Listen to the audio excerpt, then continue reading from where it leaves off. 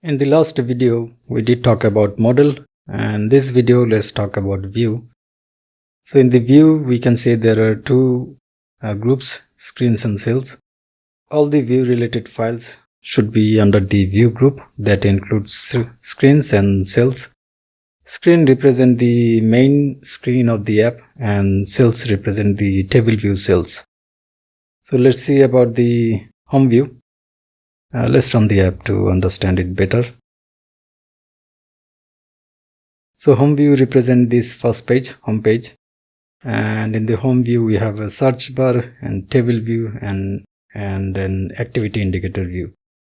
This is the search bar, this is the table view, and we have an activity indicator view, and we'll be able to see it's loading quite fast. This is the activity indicator view. So the search bar and table view, this is constraint based.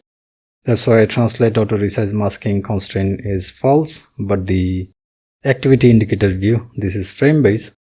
As you can see, we have declared a frame here and therefore it is true. It doesn't need any constraint. Here we have two closure. This fetch more data, this is responsible for fetching more data. And when we come to the last cell, this closure is invoked and it fetches more data. You will see the actual implementation in the controller. From the view, we just call the closure. Same thing happened with the tap, on tap. On tap is responsible for tapping a cell and it takes an URL and passes the URL to the next page. So this is what this on tap closure does. And we have two data, Pokemon list and filtered data. Both are of same type, Pokemon list array. Pokemon list, it represents the actual data, and the filtered data, it represents the filtered data. Let's do some filtering.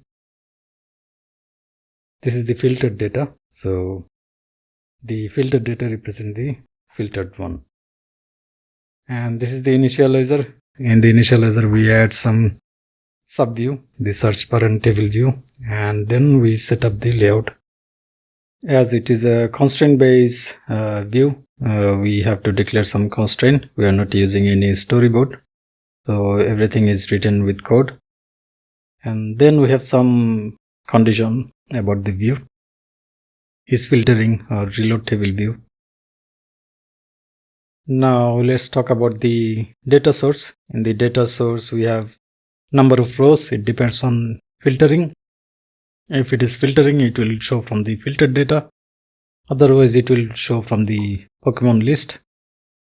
And for the dequeryable cell, we have some condition here. You will understand just having a look at this code and what it does. This chunk of code, it calls for more data. It is responsible for the pagination. When it comes to the last cell, it checks the condition, and if it is not filtering, it checks these two conditions. And if it is met, it will ask for more data. It will call the closure, and we will invoke this closure from the view controller and fetch more data. You'll see it in the home view controller.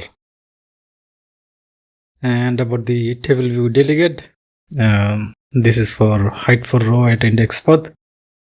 And when we select a cell, this function is triggered. Did select row at index path, and based on some filtering, it manipulates the data and pass the data on the closure. So in the closure, we just take the URL. If you see, this is only the URL. In the closure, we pass the URL. And finally, we have the search bar delegate. This does some filtering. So this is it for the home view. We have similar code structure in the other two views, in the detail view and the favorite view.